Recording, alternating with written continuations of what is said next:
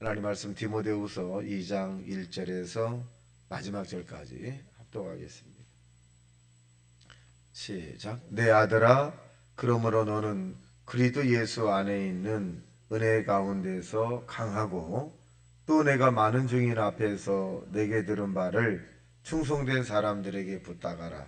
그들이 또 다른 사람들을 가르칠 수 있으리라. 너는 그리스도 예수의 좋은 병사로 나와 함께 고난을 받으라.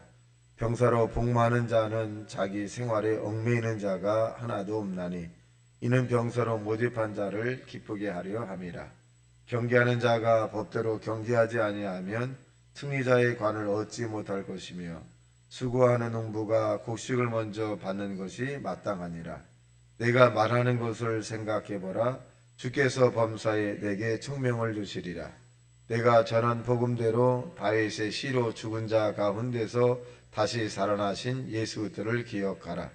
복음으로 말미암아 내가 죄인과 같이 매이는 데까지 고난을 받으나 하나님의 말씀은 매이지 아니하느니라. 그러므로 내가 택함 받은 자들을 위하여 모든 것을 참음은 그들도 그리스도 예수 안에 있는 구원을 영원한 영광과 함께 받게 하려 함이라. 이쁘다 이 말이여, 우리가 주와 함께 죽었으면 또한 함께 살 것이요, 참으면 또한 함께 왕노릇 할 것이요, 우리가 주를 부인하면 주도 우리를 부인할 것이라. 우리는 미쁨이 없을지라도 주는 항상 미쁘시니 자기를 부인하실 수 없으시리라. 너는 그들로 이를 기억하게 하여 말다툼을 하지 말라고 하나님 앞에서 엄히 명하라. 이는 유익이 하나도 없고 도리어 듣는 자들을 망하게 함이라. 너는 진리의 말씀을 옳게 분별하며 부끄러울 것이 없는 일꾼으로 인정된 다로 자신을 하나님 앞에 드리기를 심쓰라. 망령되고 헛된 말을 버리라. 그들은 경건하지 아니하며 점점 나아가느니 그들의 말은 악성 종양이 퍼져나감과 같은데 그 중에 후메네오와 빌레도가 있느니라. 진리에 관하여는 그들이 그릇되었도다. 부활이 지나갔도다. 함으로 어떤 사람들의 믿음을 무너뜨립니다. 그러나 하나님의 견고한 터는 섰으니 인침이 있어 일렀으되 주께서 자기 백성을 아신다 하며 또 주의 이름을 부르는 자마다 불의에서 떠날지어다 하였느니라. 큰 집에는 금그릇과 은그릇뿐 아니라 나무그릇과 질그릇도 있어 귀하게 쓰는 것도 있고 천하게 쓰는 것도 있나니, 그러므로 누구든지 이런 것에서 자기를 깨끗하게 하면 귀히 쓰는 그릇이 되어 거룩하고 주인의 쓰심에 합당하며 모든 선한 일을 준비함이 되리라. 또한 너는 청년의 정욕을 피하고 주를 깨끗한 마음으로 부르는 자들과 함께 의와 믿음과 사랑과 화평을 따르라. 어리석고 무식한 변론을 버리라. 이에서 다툼이 나는 줄 알미라. 주의 종은 마땅히 다투지 아니하며 모든 사람에 대하여 온유하며 가르치기를 잘하며 참으며 거역하는 자를 온유함으로 훈계할지니, 혹 하나님이 그들에게 회개함을 주사 진리를 알게 하실까 하며 그들로 깨어 마귀의 울매에서 벗어나 하나님께 사로잡힌 바 되어 그 뜻을 따르게 하실까 함이니라. 아멘. 자, 오늘 본문에 있는 내용은 두 단락입니다. 첫째는 저와 여러분이 그리스도의 좋은 병사다라고 하는 부분이고, 두 번째 단락은 하나님에게 인정받는 일꾼이 되자, 이런 내용이 되겠습니다. 자, 1절에 보면 시작. 내 아들아, 그러므로 너는 그도 예수 안에 있는 은혜 가운데서 강하고, 이 은혜라고 하는 것은 카리스라고 하는 말이라 그랬죠. 이것은 하나님께서 저와 여러분에게 수고와 노력의 대가로 얻어지지 않은 것을 그냥 준 거예요. 그렇다면 저와 여러분이 수고의 대가로 하나님께서 우리에게 주신 것이 뭘까? 구원이죠. 이 땅에서 멸망받아야 되는데 생명을 우리에게 주신 것은 우리의 노력의 대가가 아닙니다.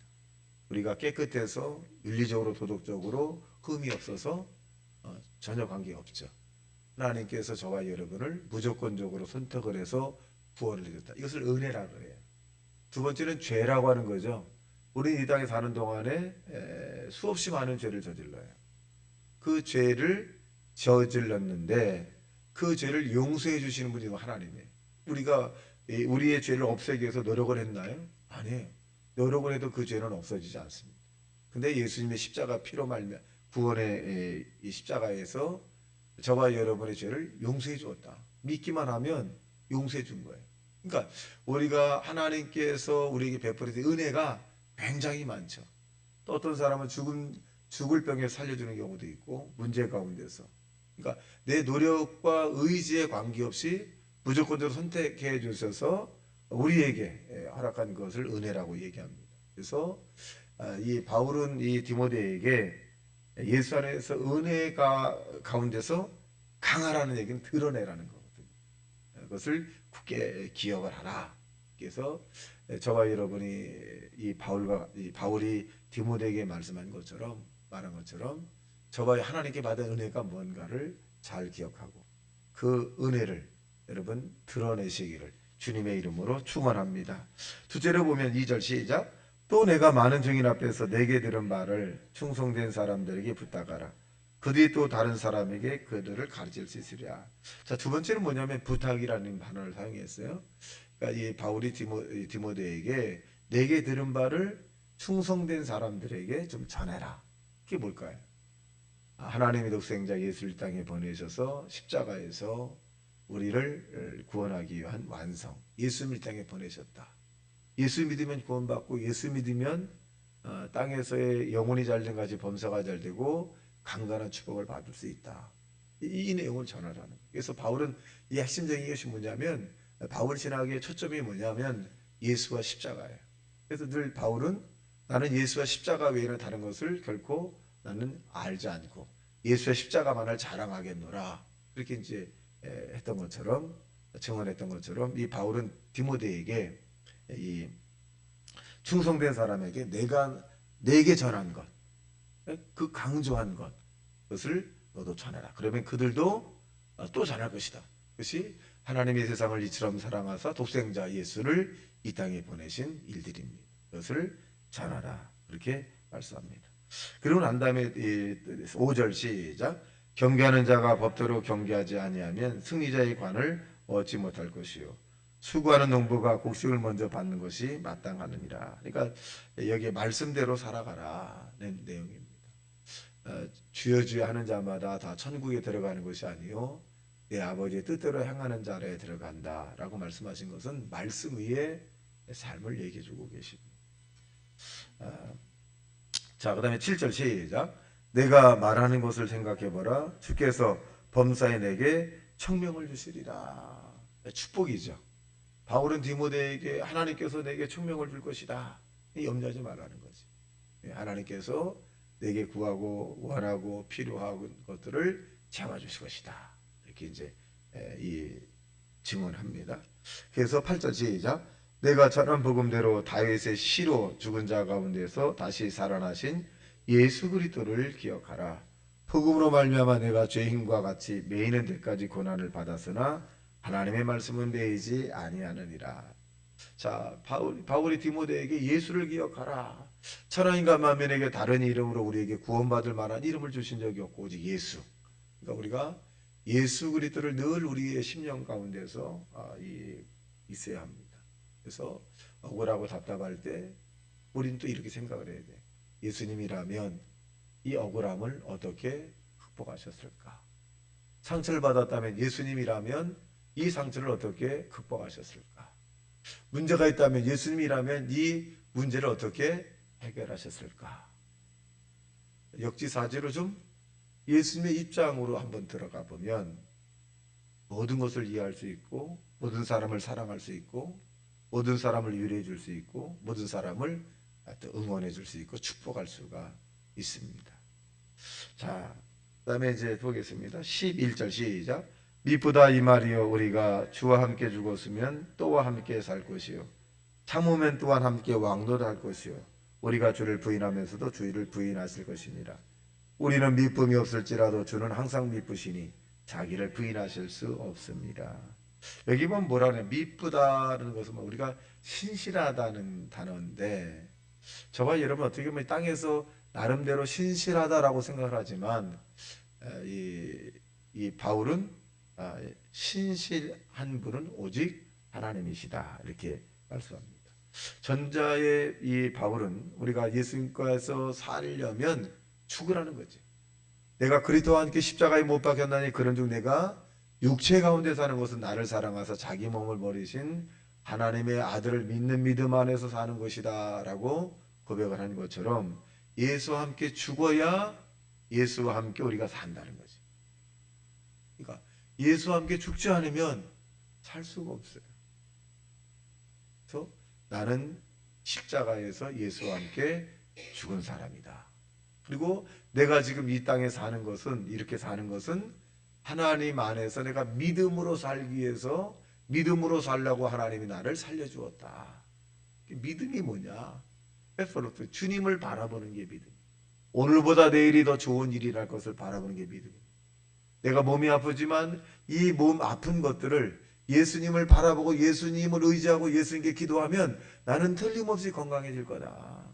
이렇게 믿음 안에서 바라보는 삶을 살려고 하나님이 저와 여러분을 살려주었다. 그것입니다.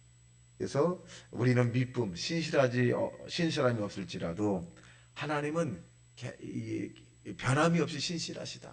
그런 것을 얘기합니다. 그래서 우리도 이 신실한 그런 삶을 살아가라.